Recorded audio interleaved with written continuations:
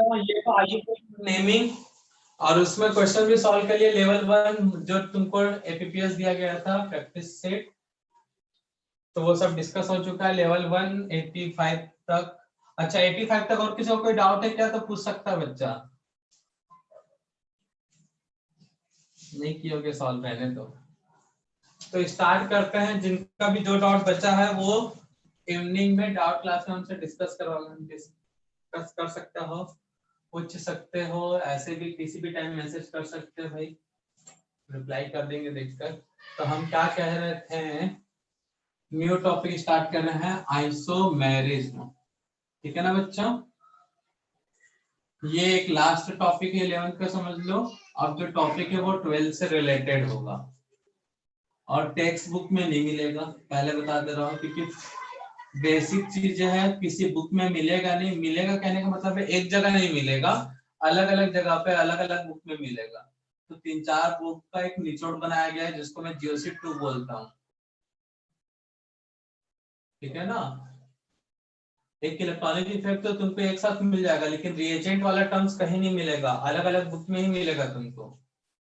तो उन सबको मिलाकर अलग अलग बुक से नोट्स बनाया गया, वो नोट्स तुमको दिया जाएगा, मतलब रिटर्न में करवा देगा क्लास में। तो जीओसी 2 कोई अब्सेंट नहीं करेगा लेक्चर एक भी। तो आइसोमेरिज्म 2 वर्ड से मिलकर बना है, ठीक। आइसो प्लस मेरिज्म, मेरिज्म को लिया गया मॉर्फो वर्ड से। मॉर्फो मतलब समझते हो, आइसो मतलब क्या होगा, टू, सेम या डिट्टो कॉपी। मैरिज में लिया गया मार्फो, मार्फो मतलब स्ट्रक्चर के लिए वर्ड यूज होता है। मॉर्फोलॉजी सुने हो क्या टर्म्स, सुने हो ना। हाँ सर सुना है। उसमें क्या डिस्कस करते हो, स्ट्रक्चर स्ट्रक्चर। से रिलेटेड। तो आइसोमेरिज्म जो है सेम स्ट्रक्चर टाइप के होते हैं, कंपाउंड, इनके स्ट्रक्चर सेम हो सकते हैं, चेंज कहाँ कहाँ होगा ये सब डिस्कस करेंगे। तो एक्चुअल में जितने भी आइसोमर्स हैं, जितने भी आइसोमर्स हैं उनमें एक मॉलिक्यूलर फॉर्मूला सेम होता है। जितने भी आइसोमर्स हैं उनका मॉलिक्यूलर फॉर्मूला क्या होगा, same.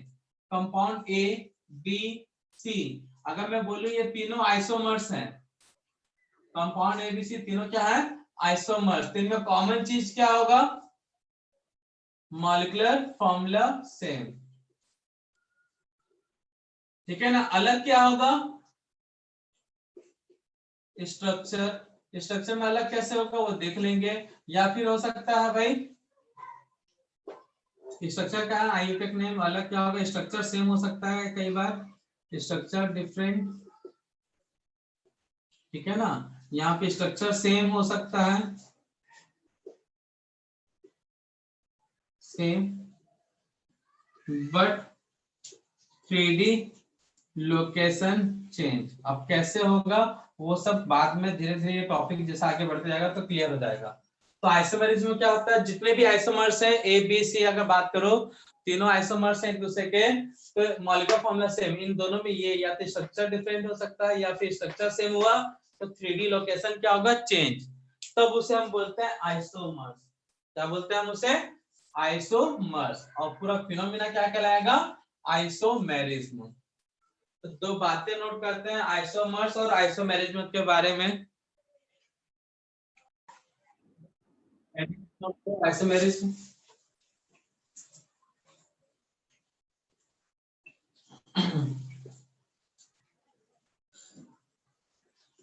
if two or more than two compound, if two or more than two compound has same molecular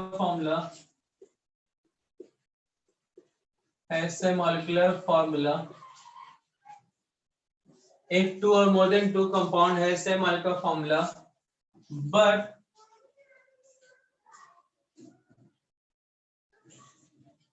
different IUPAC name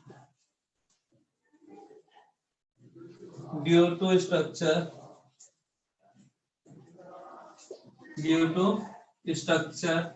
and different 3D location or orientation of species is called isomers to each other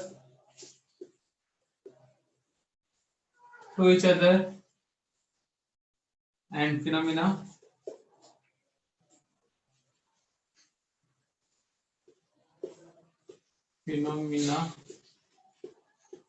is called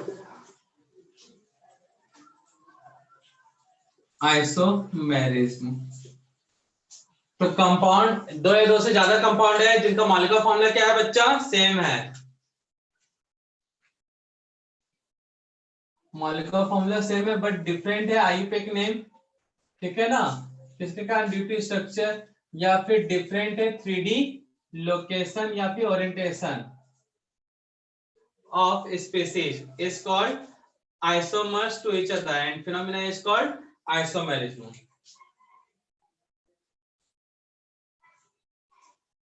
तो इस terms को याद रखना भाई, isomerism में ये होता है। तो दो या दो से ज्यादा कंपाउंड है, दिख सेम रहे हैं, मतलब मॉलिक्यूलर फॉर्मूला सेम है, उनमें डिफरेंट किसी कारण हुआ, जैसे आईयूपैक नेम अलग हो गया या 3D ओरिएंटेशन अलग हो गया। तो 3D ओरिएंटेशन कहने का मतलब क्या है वो सब समझ में आ जाएगा, अभी फिलहाल नहीं, जब आगे डिस्कस करते जाएंगे तो समझाने के लिए अभी भी समझा सकते हैं, ऐसी बात नहीं है, बट जब जो टॉपिक आए उसी समय समझाओ तो ज्यादा अच्छा है। तो इसके टाइप्स,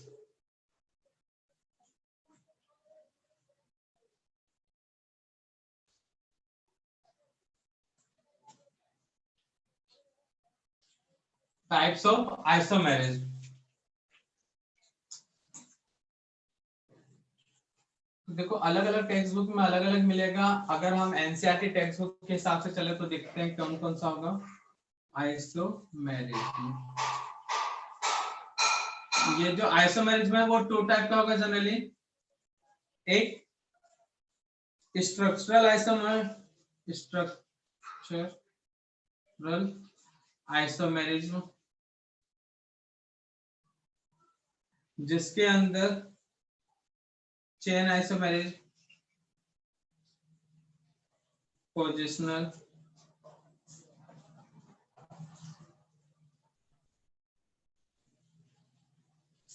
मेटामेरिज्म,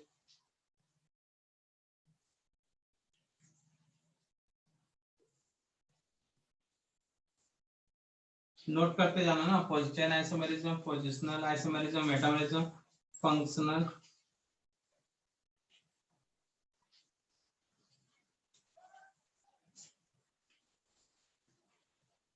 ऑटोमेरिज्म। ये जो होते हैं टाइप्स आपका आइसोमेरिज्म के। लास्ट कॉलम नहीं आया ना बोर्ड में,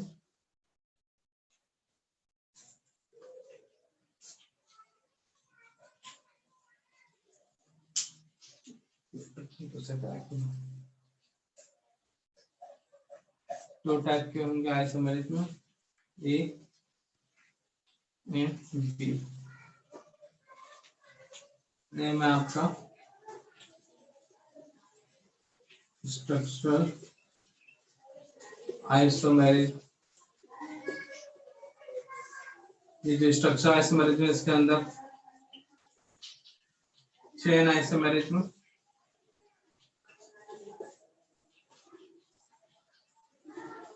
पोजिशनल आइसोमेरिज्म, मेटामेरिज्म,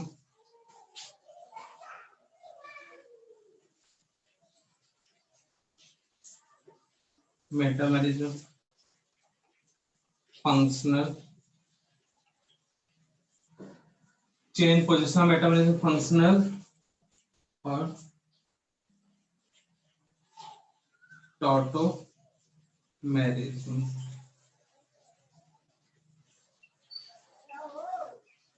स्ट्रक्चर के बाद इधर है B, stereo isomerism.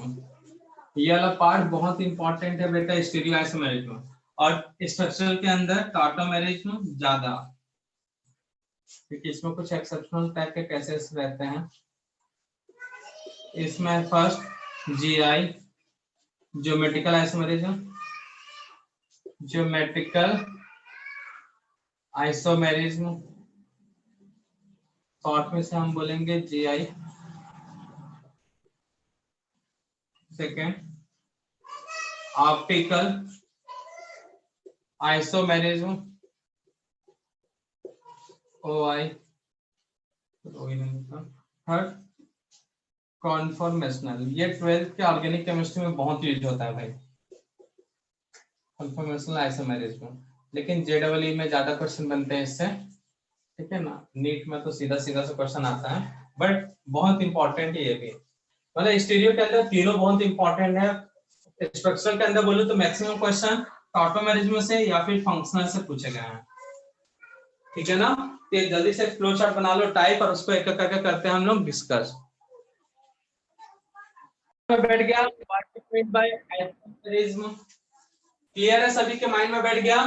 Compound same, मतलब कंपाउंड सेम मतलब मॉलिक्यूलर फॉर्मूला सेम है, अलग होगा स्ट्रक्चर जिसके कारण इफेक्ट नेम चेंज हो जाता है, या फिर 3D लोकेशन, तब उसे हम बोलते हैं आइसोमर्स, ठीक है ना बच्चा लोग। अब इसमें बात आता है स्ट्रक्चरल। स्टेटमेंट वाले क्वेश्चन बनते हैं, एक तो याद रखना एकदम इसके स्टेटमेंट पे, स्ट्रक्चरल आइसोमेरिज्म। तो नेम से पता चला स्ट्रक्चर से रिलेटेड कुछ होगा इसमें। तो यहाँ पे मॉलिक्यूलर फॉर्मूला सेम होगा, आईयूपीएक नेम चेंज होगा, उसका रीजन क्या होगा, स्ट्रक्चर। इफ 2 और more than 2 compound, if 2 or more than 2 compound, if 2 or more than 2 compound has same molecular formula, same molecular formula, if 2 or more than 2 compound has same molecular formula but different IUPAC name, but different IUPAC name, ठीक है ना। ये common आएगा, जितने भी structure isomerism में discuss करने वाले हैं इनमें ये कॉमन है, but different IUPAC name, reason due to change in structure, change in structure is called structural isomerism, is called structural isomerism, isomers करना, isomers and phenomena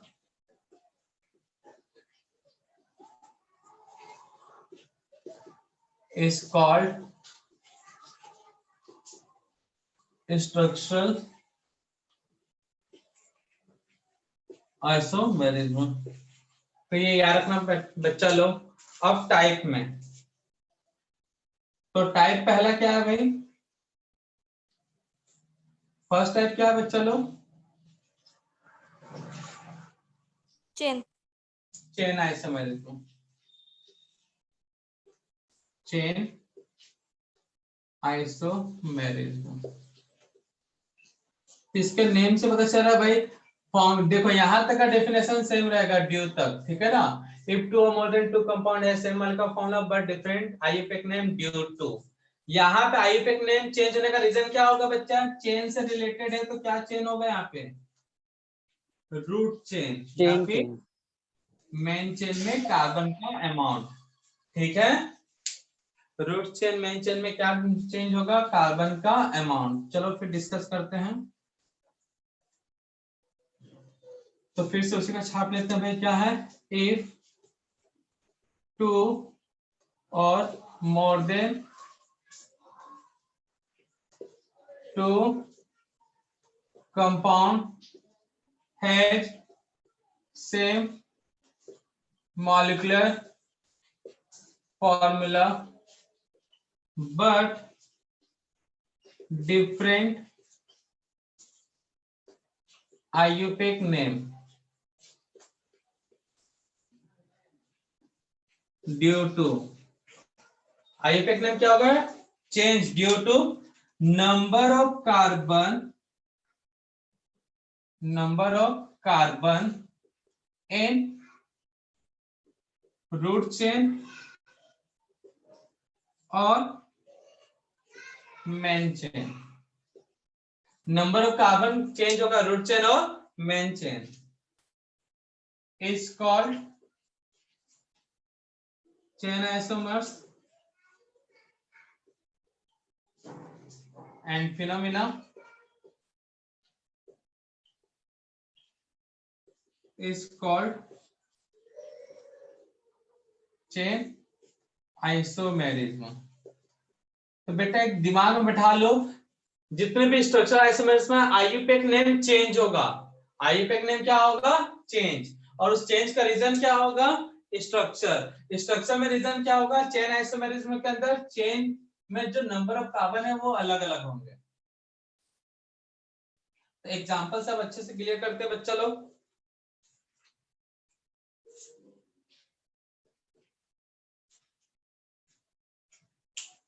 बस नीचे से ना एग्जांपल।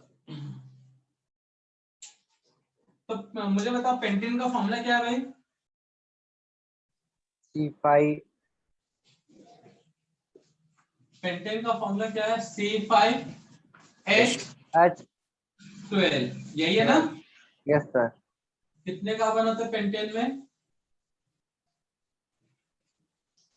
5 कार्बन। तो ये पेंटेन है भाई, इसका भी फॉर्मूला क्या होगा? या ऐसा लिख लेते हैं, कई लोगों को तकलीफ CH3 CH2 CH2 CH2 CH3, ठीक है।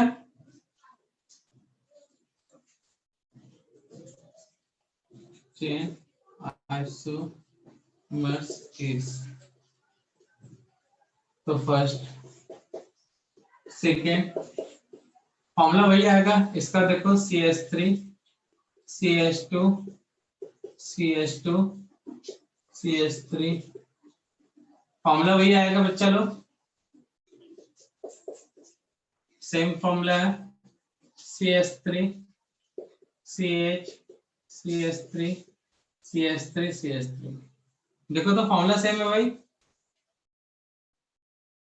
तीनों में फॉर्मूला सेम है, लेकिन आईयूपैक नेम तीनों का अलग है कि सेम होगा? बताओ तो। अलग अलग।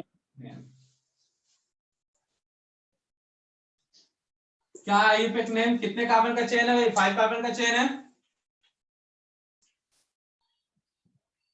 कितने कार्बन का चेन है? 5 कार्बन। तो क्या आएगा? Root word pen.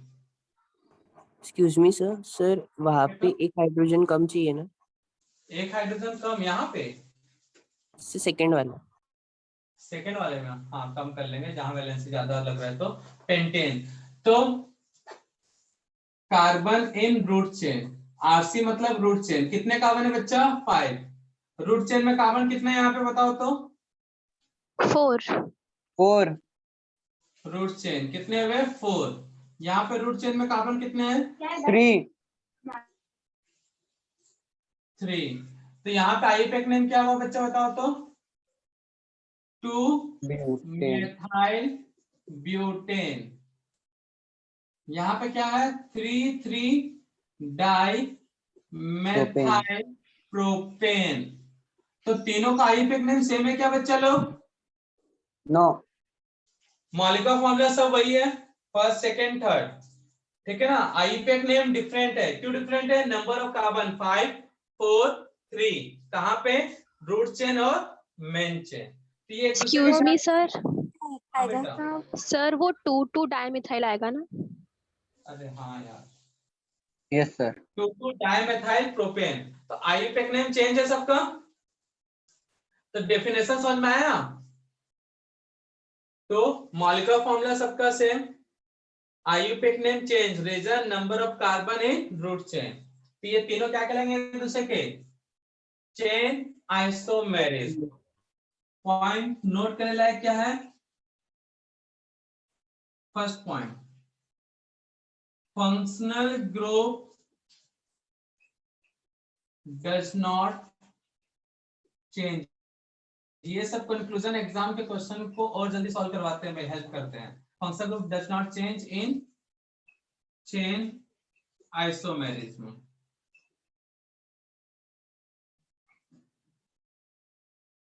Location of functional group does not change in chain isomerism। ये नोट कर लेना बच्चा लोग, काम आएगा बहुत। क्लियर है सभी को? तो जल्दी से छाप लो इसको।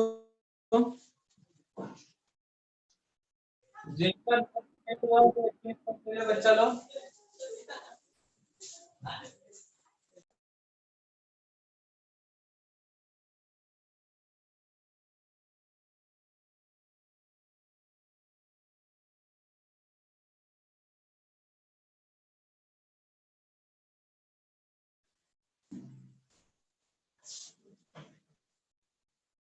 if two or more than two compounds has same alkyl formula but different IUPAC name due to। Next heading है भाई चेन आइसोमेरिज्म के बाद क्या है बच्चा? सेकंड क्या लिखवाते हैं? पोजीशन। Positional isomer. नाम से पता चल रहा है किसमें चेंज होगा? पोजीशन में। तो if two or more than two compound has same alkyl formula but different IUPAC name due to position। Position का मतलब है locant. Due to position. Position यहाँ पे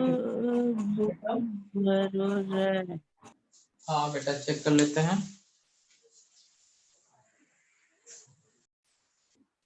different due to position. Position मतलब locant किसका? Of double triple and functional group is called positional isomerism।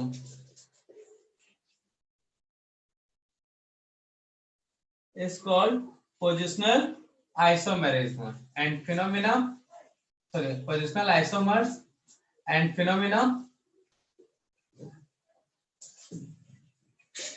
is called positional isomerism.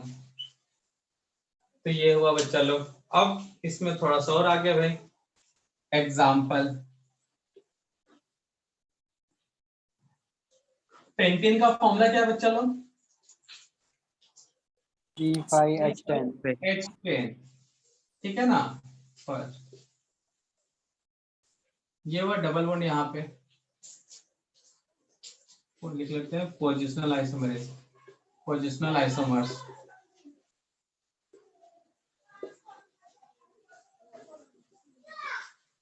तो first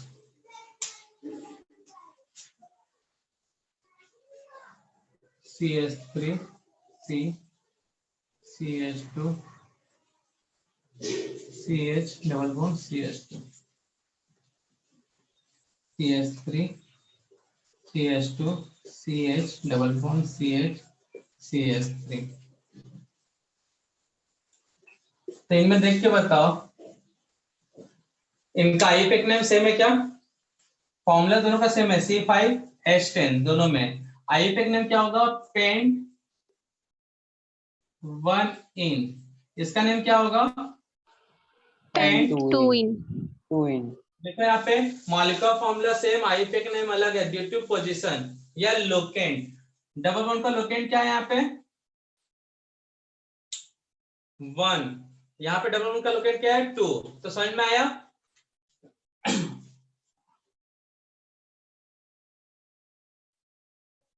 क्या इसको मैं पोजीशन में रख सकता हूं?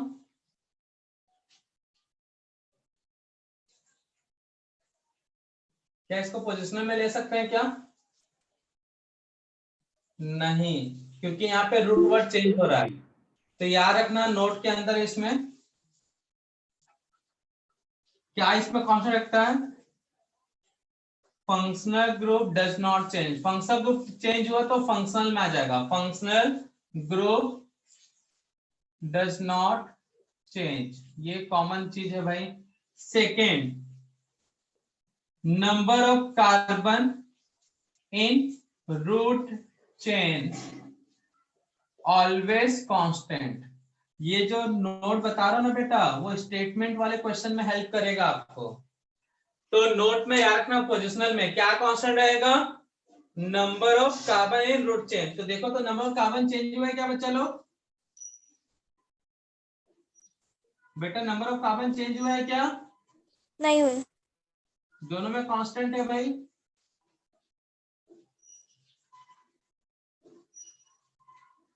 Carbon in root chain Rc equal to 5। Carbon in root chain Rc कितना है? 5। तो रूट चेन में कार्बन चेंज नहीं होगा और डबल बॉन्ड जो है वही डबल बॉन्ड रहेगा, ट्रिपल बॉन्ड नहीं बनाना है। ठीक है ना बच्चा लोग? तो नोट डाउन करो जल्दी से। आज बस यहीं तक देखेंगे। नेम का चेंज, तो चेन में क्या चेंज हुआ था? कार्बन। नेम क्या है? पोजीशन। तो पोजीशन में क्या चेंज हुआ है? पोजीशन किसका? डबल बॉन्ड, ट्रिपल बॉन्ड और फंक्शनल ग्रुप। और लास्ट वाली दो बातें याद रखना, फंक्शनल ग्रुप चेंज नहीं हुआ, फंक्शनल ग्रुप चेंज तो पोजिशनल नहीं होगा, सीधा फंक्शनल में आ जाएगा। रूट चेन में कार्बन चेंज हुआ तो ये पोजीशन में नहीं आएगा। इस चीज को याद रखना भाई। नोट वाले क्वेश्चन ही हेल्प करेंगे तुमको क्वेश्चन सॉल्व करवाने में।